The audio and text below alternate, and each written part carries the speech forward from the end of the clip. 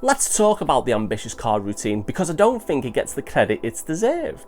It's been around for a long time, and loads, and pretty much most magicians will have performed it, or a version of their style, because the ambitious card routine doesn't have to be exactly the same as the next magician.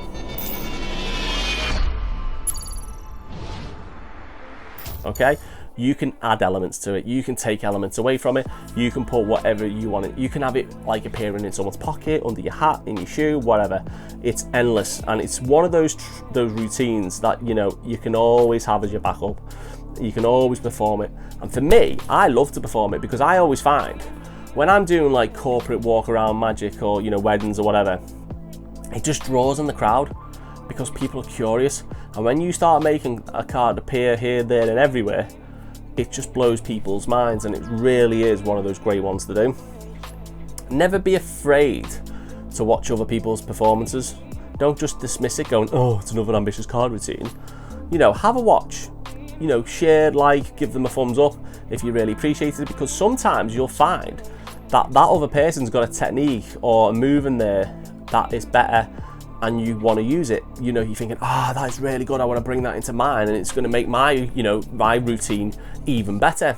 You know, so don't be afraid to share, don't be afraid to communicate with other fellow magicians or performers. You know, if someone don't want to tell you, that's fine.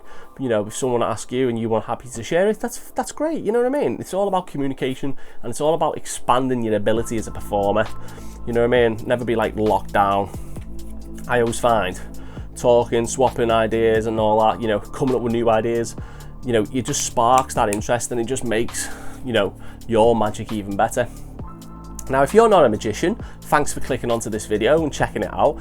So if you don't know what an ambitious card routine is I'm going to give you a little bit of a demonstration. So say if we just take a card here, we're going to go for the 5 of clubs. If I take this 5 of clubs, and I'm just going to poke it into the middle of the deck roughly, close it in, click my fingers, I can make that 5 of clubs jump to the top. Now if I put the 5 of clubs there, rotate it into the middle of the deck, close it in, click, I can magically, whoop, with a bit of a weird flourish, make it jump back to the top. Now that's pretty good. Now normally I'd get you to check the card, so if I show you the back of the card and I show you the face, it's looking pretty good. You know, if I poke the 5 in there, and don't forget, I'd have got you to examine it. I probably would have got you to sign it also, to make it even more genuine. It's up to the performer. But, you know, for you guys, you know, just follow the 5, close it in, click my fingers, and hopefully, without any weird flourishing, it jumps back to the top of the deck, which is pretty good. Now for me, when I was talking about different techniques or different parts to an ambitious card routine, instead of just trying to make it, you know, jump to the top, jump in your pocket, whatever, you now believe that that 5 of clubs is on the top of the deck, don't you? But if I just turn it over, it's actually now with 2 spades. Oh, if I turn the whole deck over and show you the bottom, it's a king of hearts. So where's that 5 of clubs gone? That's the good question. So every time when we did it, we always put the 5 of clubs into the middle of the deck.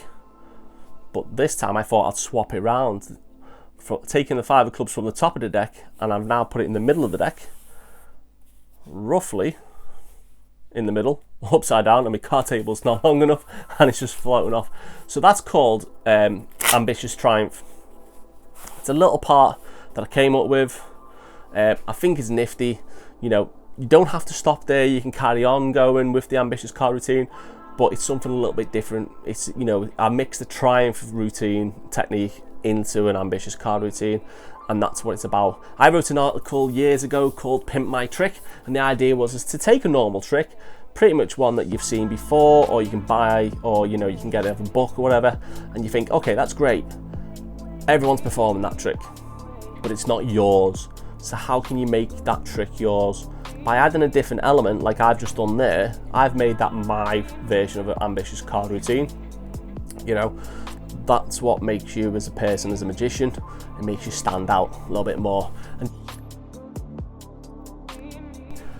let's just do a little recap on that. Let's just give you a bit more of a close-up on the, you know, ambitious triumph. All I did is I took the 5 of clubs, popped it on top of the deck, okay? And by the time I put the deck on the table and spread it out, the magic's happened and the 5 of clubs is now face up in the middle of the deck. So I took the idea of the ambitious card routine where it goes from middle to top or middle to in your pocket or whatever, swapped it around and had it going back to the middle, but this time face up. So I put a unique twist on it and I made it mine. I made it my variation. There could be other versions of that, you know, who knows, but I think that version is a bit wow, a bit punchy, a bit like fast, a bit like, you know, whoa, what just happened, okay? And that's what I like, and you'll see that in some of my other videos. I like my magic to be instant, but performed at a steady pace. So let me just show you that. So for the magician people, let's say, you know, we take a random card. Let's go for the 8 of hearts, a nice coloured card, nice red card that you can see. I'm shuffling the deck. Now don't forget, you can get the spectator to sign it. So all I'm doing is taking that 8 of hearts. By the time I take the deck, put it on the table and spread it out, it's already happened and the 8 of hearts is in the middle roughly, face up in the deck. That is called the Ambitious Triumph.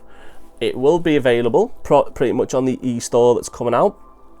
I don't know when the e-store is going to get launched. We're talking about doing it after this lockdown when things start to go back to normal.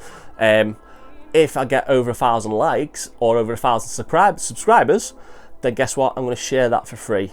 So help me out, help me grow this channel, guys, because you guys, you know, are fantastic for clicking on the video to watch this and all my other ones. So I'm happy to share it if I can get over 1,000 subscribers or 1,000 likes as well. One will do. I don't mind which one. So get sharing, get those thumbs up. Hopefully you keep practicing the magic. Hopefully you're enjoying this content, because I'm trying to make it interesting for you, trying to give you something unique and something different, and just give you a little bit of a twist and, you know, my thoughts and ideas. And if you want to share some stuff, you know, get on the messenger with me. You know, we've got a Zoom channel where we're actually talking face to face, one-on-one, where we have little card sessions and coins or whatever, you know, just talk about general magic. You know, don't be afraid to, because communication's key. You know, hopefully you guys are staying safe. I'm going to practice this a little bit more because I've got another version of this coming out soon.